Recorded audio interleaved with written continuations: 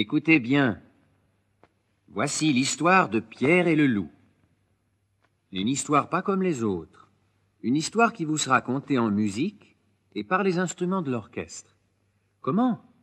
C'est très simple. Chaque personnage de l'histoire sera représenté par un instrument différent qui jouera une petite phrase musicale facile à retenir. Ainsi, vous pourrez reconnaître sans peine l'oiseau, le canard, le chat, le grand-père, les chasseurs et naturellement Pierre et le loup. Essayons. Par exemple, l'oiseau, ami de Pierre, ce sera la flûte légère et gazouillante.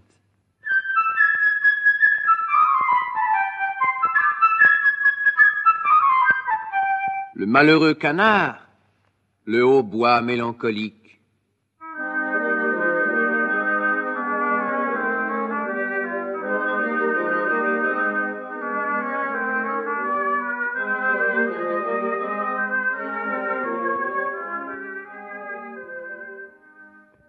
Et le chat aux pattes de velours, la douce clarinette.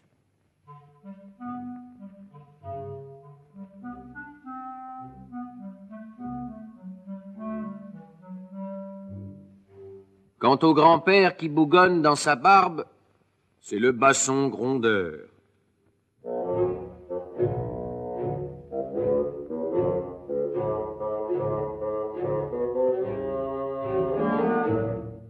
Et à la fin, les chasseurs tireront des coups de fusil. Vous entendrez alors les timbales et la grosse caisse.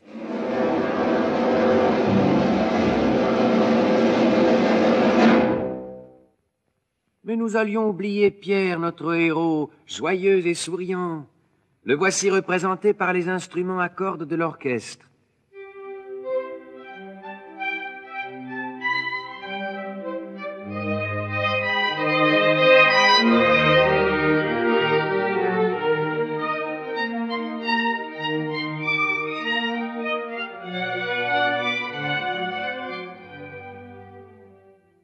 Et enfin, le grand loup gris qui sort du bois.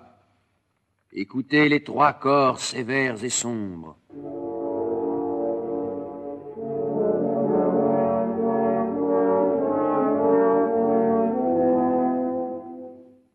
Alors, vous vous rappelez bien tous les personnages?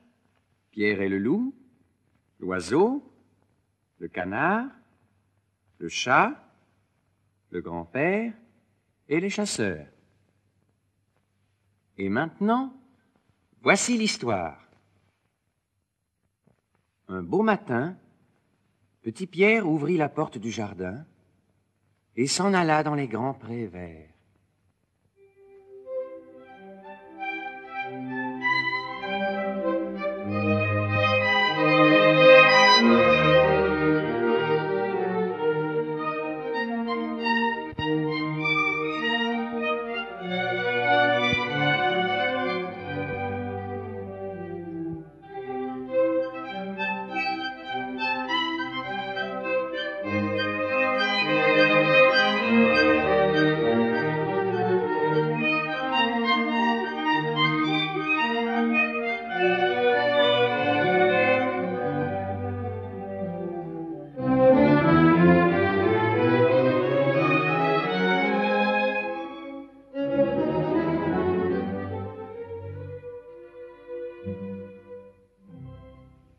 Sur la plus haute branche d'un grand arbre était perché un petit oiseau ami de Pierre. « Tout est calme ici » gazouillait-il gaiement.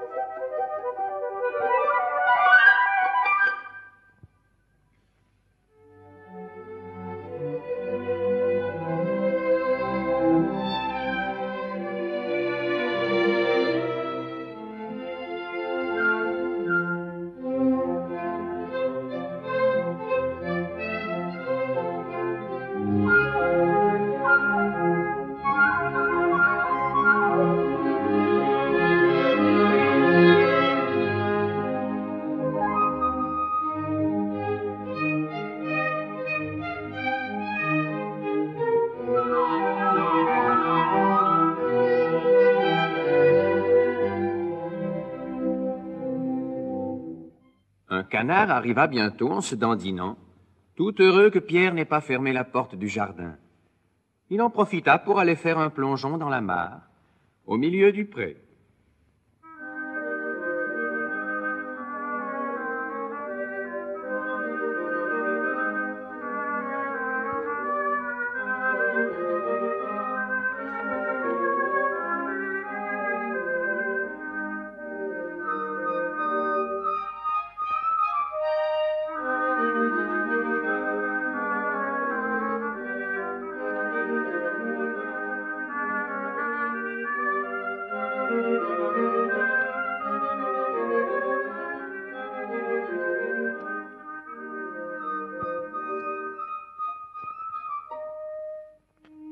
Apercevant le canard, le petit oiseau vint se poser sur l'herbe tout près de lui. « Mais quel genre d'oiseau es-tu donc qui ne sait voler ?» dit-il en haussant les épaules. À quoi le canard répondit: « Quel genre d'oiseau es-tu qui ne sait nager ?» Et il plongea dans la mare.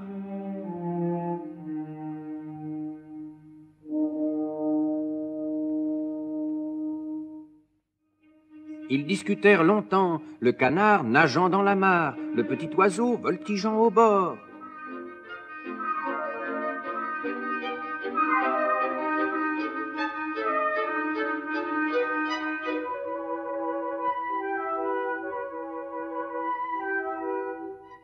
Soudain, quelque chose dans l'herbe attira l'attention de Pierre.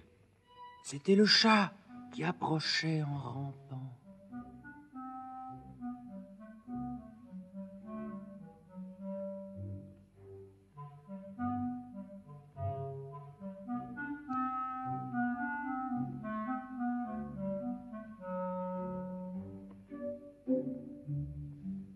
Le chat se disait: « L'oiseau est occupé à discuter, je vais en faire mon déjeuner. » Et comme un voleur, il avançait sur ses pattes de velours.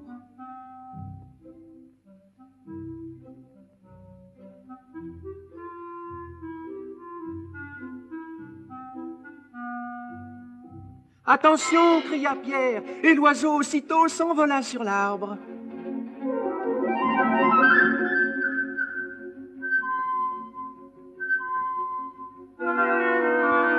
Tandis qu'au milieu de la mare, le canard lançait au chat des coins-coins indignés.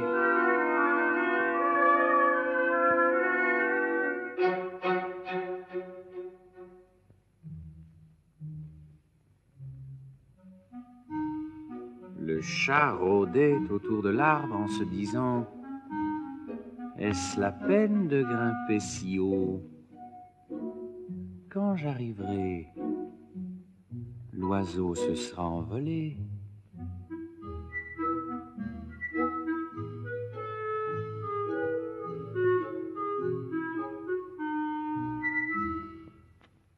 Tout à coup, grand-père apparut.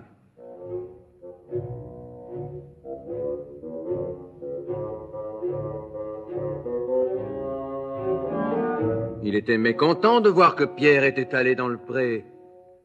« L'endroit est dangereux. Si un loup sortait de la forêt, que ferais-tu » Pierre ne fit aucun cas des paroles de son grand-père et déclara que les grands garçons comme lui n'avaient pas peur des loups.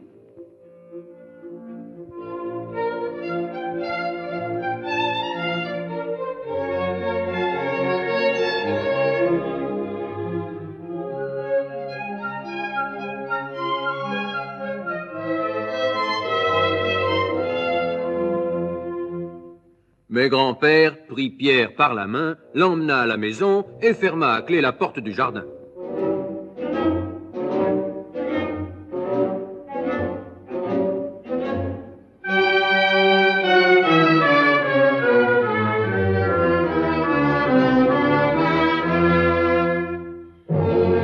Il était temps. À peine Pierre était-il parti qu'un gros loup gris sortit de la forêt.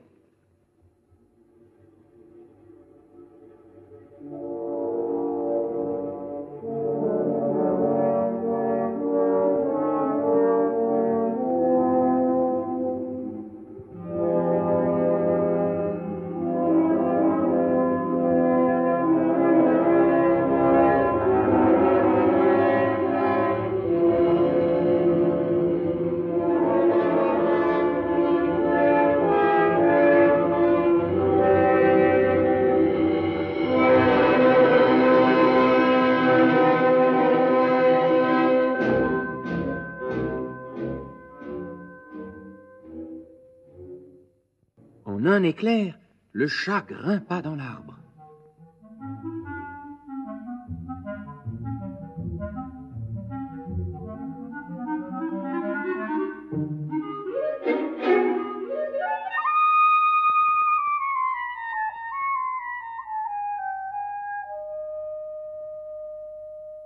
Le canard se précipita hors de la mare en caquetant.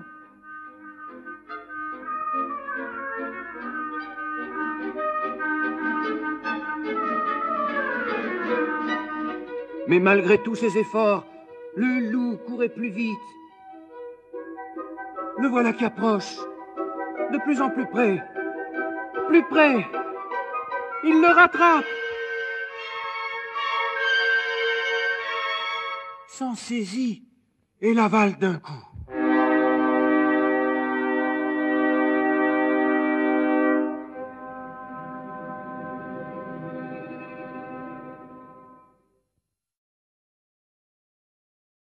Et maintenant, voici où en étaient les choses.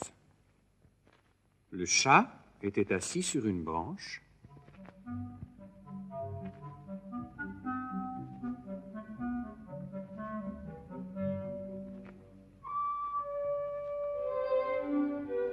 L'oiseau sur une autre.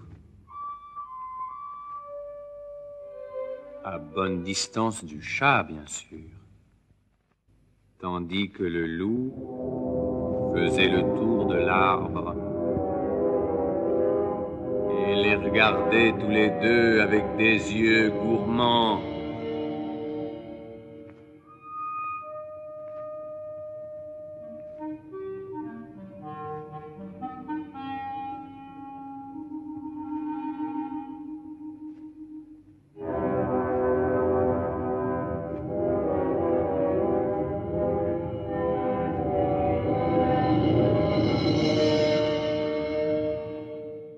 Pendant ce temps, derrière la porte du jardin, Pierre observait ce qui se passait, sans la moindre frayeur.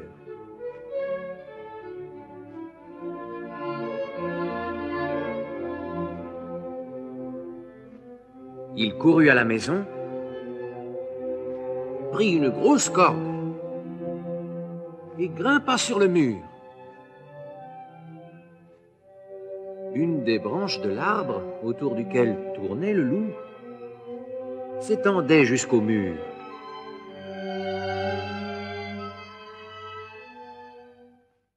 Pierre s'empara de la branche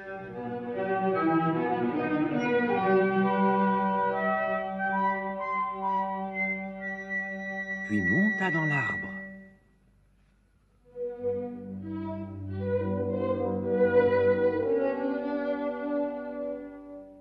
Pierre dit alors à l'oiseau: « Va voltiger autour de la gueule du loup, mais prends garde qu'il ne t'attrape. »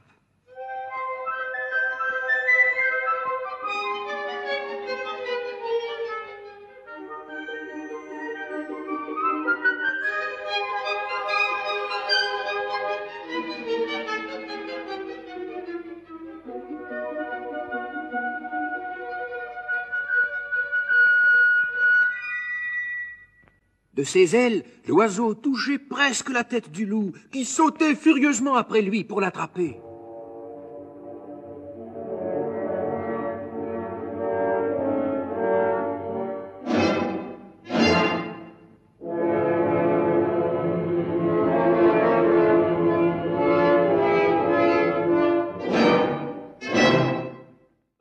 Oh, que l'oiseau agaçait le loup, et que le loup avait envie de l'attraper. Mais l'oiseau était bien trop adroit, et le loup en fut pour ses frais.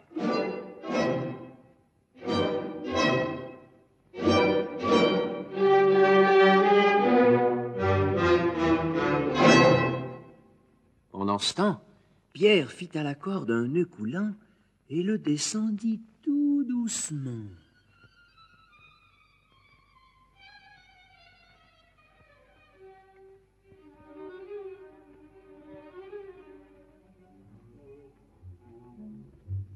Il attrapa le loup par la queue et tira de toutes ses forces.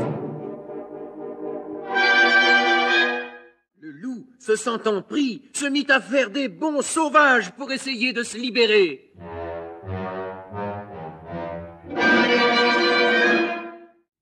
Mais Pierre attacha l'autre bout de la corde à l'arbre, et les bonds que faisait le loup ne firent que resserrer le nœud coulant.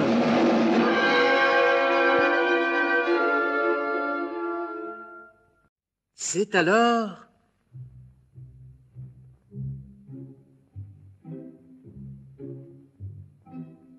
alors que les chasseurs sortirent de la forêt.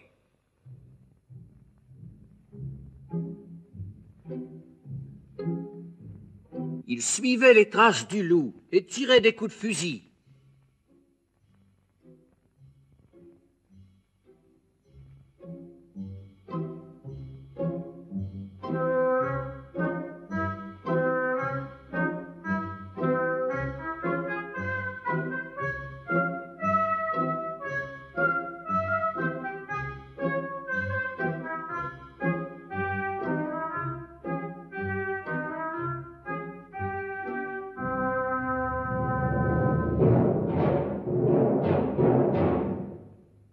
Pierre leur cria du haut de l'arbre. « Ne tirez pas!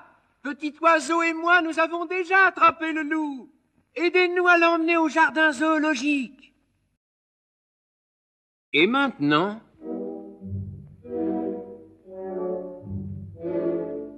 imaginez la marche triomphale.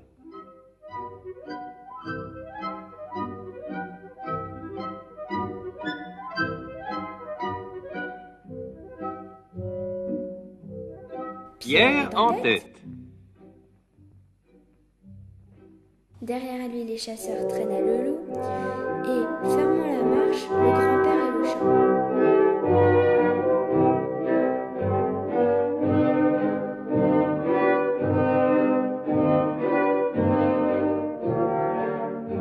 Le grand-père, mécontent, hocha la tête en disant « Ouais, et si Pierre n'avait pas attrapé le loup, que serait-il arrivé ?»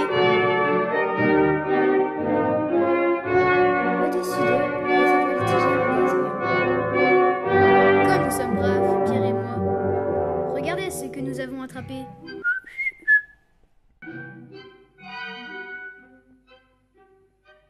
Et si Et vous si vous écoutez écoutez attentivement, vous entendrez le canard caqueter dans le ventre du loup, car dans sa hâte, car dans le sa hâte, loup le loup l'avait l'avait avalé avalé vivant. vivant.